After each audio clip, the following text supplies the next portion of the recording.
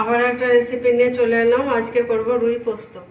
রুই পোস্তর উপকরণগুলি হচ্ছে লবণ, কাজু, কাঁচা লঙ্কা, চিনি, পোস্ত, সর্ষের তেল, টমেটো দুটো বাটা আছে, হলুদ গুঁড়ো, পেঁয়াজ কুচি, 3টে পেঁয়াজ কুচি আছে।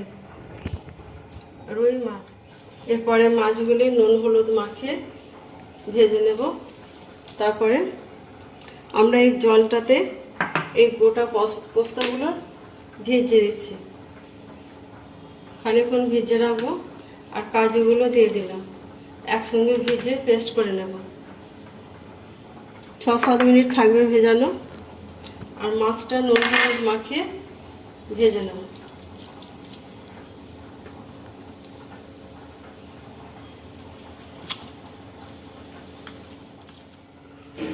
মাছটা হলুদ মাখানো হয়ে গেছে, এবার আমরা মাছটা ভাজতে যাচ্ছি।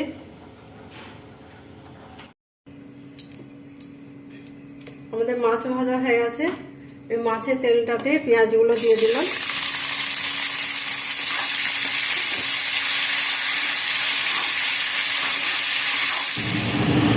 পেঁয়াজটা একটু লালচে লালচে মতো ভাজা হয়েছে। এবার আদা রসুন বাটাটা দিয়ে দিলাম।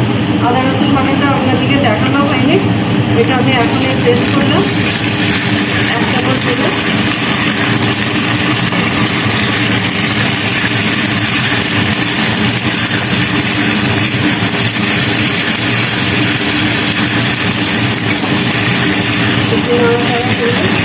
এরপরে টমেটো বাটাটা দিয়ে দিলাম।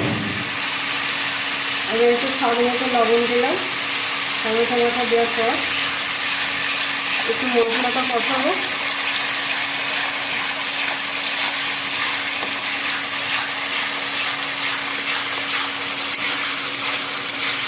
যে পোস্তটা কেটেছিলাম সেটা দিয়ে দিলাম।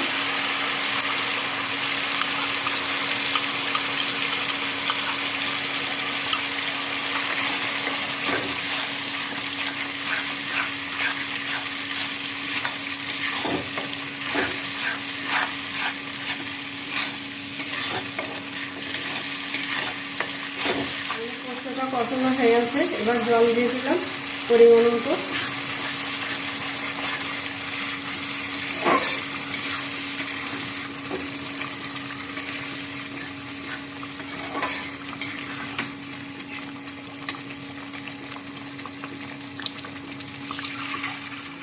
পোস্তের জল দেওয়ার পর কাঁচা লঙ্কাগুলো দিয়ে দিলাম। আমরা কাঁচা লঙ্কা বাটা দিই না, কেন যেহেতু আমরা ঝাল বেশি খাই না। একটু সামান্য চিনি দিয়ে দিলাম, দিয়ে ঢাকনাটা দিয়ে দিলাম। পোস্তটা ফুটে উঠলে আমরা মাছগুলো দিয়ে দেবো। এবার ঢাকনাটা খুললাম, আমাদের পোস্তটা ফুটে গেছে। এবার মাছগুলো দিয়ে দিলাম।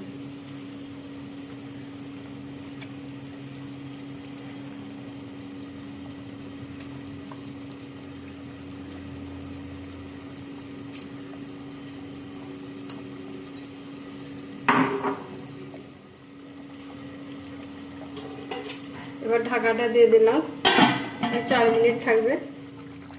আমাদের রুই পোস্ত রেডি। এবার প্যানটা নামিয়ে নিলাম। আমাদের রুই পোস্ত রেডি।